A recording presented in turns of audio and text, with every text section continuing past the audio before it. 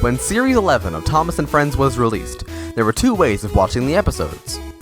One way would be through individual episode airings, which is the common way to watch any episode from the series. The other way would be through 28-minute airing blocks. Each would contain 2 episodes, a learning segment, a 3 to 4 minute in-between, and either another learning segment or a song. 5 episodes from this series would end up having differences between the half-an-hour and individual versions, using different takes and shots between them. The following is a video showing various clips of the two side by side, highlighting these differences. The asterisk that pops up is an indication of there being no difference in the footage. Audio is sourced from the complete Series 11 DVD. Enjoy! Dirty work. James is a shiny red engine. He always likes to look his best, and he likes his friends to know he's the smartest engine on Sodor. Thomas, Percy and Emily were at Tidmouth Sheds. James arrived. He'd been to the fitter's yard for repairs. He was excited to get back to work.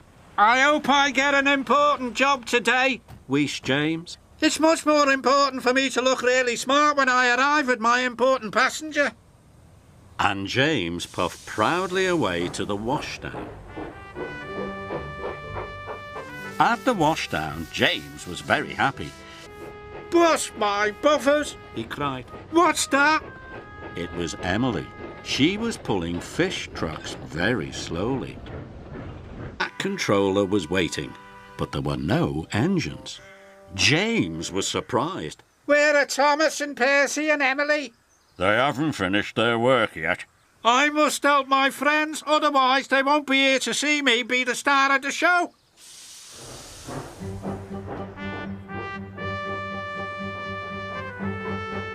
Puffed James. "Because I'm going to help you." And James did. Even though he knew he would be covered in smelly fish.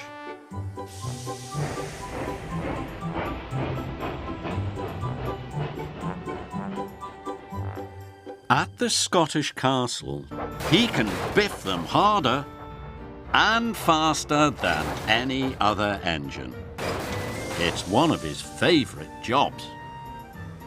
One morning, the Fat Controller had an important announcement. Asked Thomas. "Because he really doesn't like to be shunted," chuffed Ben. "His name is Hector," huffed Bill. "But we call him..." "Hector is horrid." Thomas decided to keep away.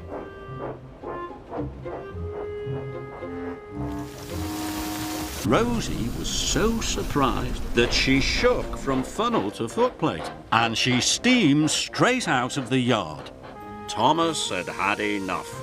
He puffed bravely in front of Hector and gave him a mighty biff. Hector rolled backwards. He was very cross. "Keep away!" he roared. "No, I won't," tooted Thomas crossly. "You are causing confusion and delay. You really are horrid." Then with one mighty biff, Thomas sent Hector rolling backwards into a set of buffers. Hector crashed off the track. Thomas felt very bad. He hadn't meant to knock Hector over. Thomas puffed up to Hector. Hector lay on his side looking very sad. Now Hector didn't seem so horrid. "I'm sorry I biffed you so hard," wheezed Thomas. "But why don't you want to be shunted?" "Because I'm scared," moaned Hector. "Why?" asked Thomas. "I'm a new truck," he groaned. "And I'm scared because I haven't been filled with coal before.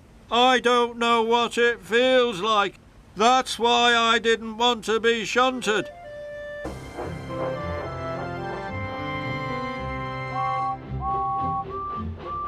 James and Edward puffed into the yard.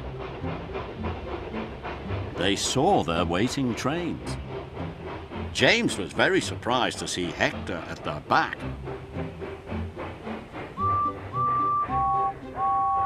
"Well done, Thomas," snorted James. The trains were soon coupled up. James and Edward, Thomas and the spaceship. It was a foggy night on the island of Sodor. The engine's lamps burned brightly,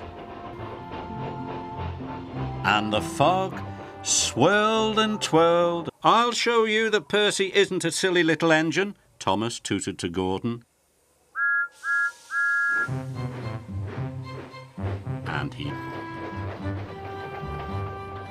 Thomas puffed closer and closer, but it wasn't a spaceship. Don't be silly, Billy. All the engines on the Fat Controllers Railway are proud of being really useful. Gordon likes being the best express. Percy likes pulling the mail trucks on time. And Thomas likes being given a special.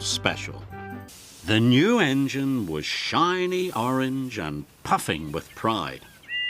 "I'm Billy," whistled the new engine. "Let's go." "Wait, Billy," tooted Thomas, whistled Thomas. Billy didn't want to wait for the Fat Controller. He wanted to go. The Fat, a very bossy engine. And Billy raced off. "He thinks you're a bossy boiler, me hearty," laughed Salty. Thomas didn't like being called bossy. He had promised the Fat Controller he would look after Billy. So Thomas chased after him. Thomas was pleased and water. "Don't tell me what to do, Thomas," huffed Billy. "You are a very bossy engine." And Billy steamed off. "Silly Billy, you've forgotten the chickens," Farmer McColl called. "Bother, Billy," wheezed Thomas, and he chuffed quickly off towards the quarry. "You are a very, very bossy engine." Billy steamed off without the diesel oil. Thomas was worried, and he chased after Billy. Thomas Percy there, and he biffed him right under the hopper. "Percy want Billy," he wheezed. This made Billy very happy, and he raced off. Suddenly Billy stopped. He had run out of coal and water, collected Farmer McColl's chickens, and took them to the docks. Then, hide and peep. Brendam Docks is a busy, bustling place. There are platforms, tracks and sidings, and lots of big warehouses. Everyone enjoys working at Brendam Docks. One day, he told Thomas and Percy. Thomas had an idea.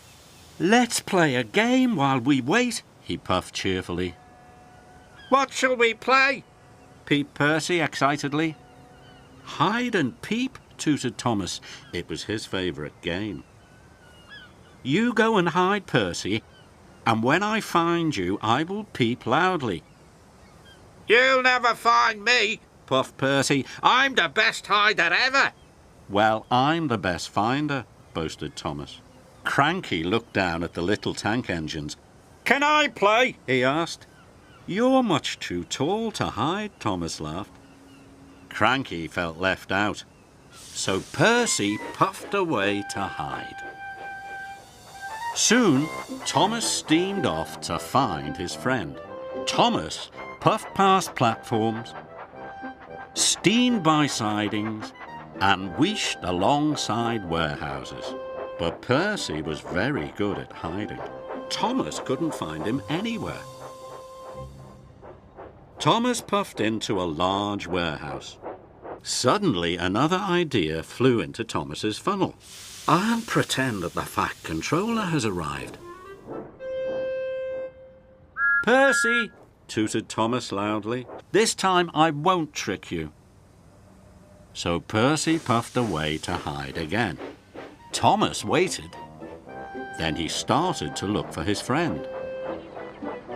Thomas still couldn't find him, but he did find the dock manager. The dock manager was also looking for Percy and for Thomas. "The ship is docked and Cranky is unloading the cargo. You must come and collect your deliveries," he told Thomas. Thomas peeped loudly for Percy. "Percy, the ship has docked," he tooted. Percy heard Thomas. Crank Cranky proudly. Thomas raced over to Rocky. "Found you,"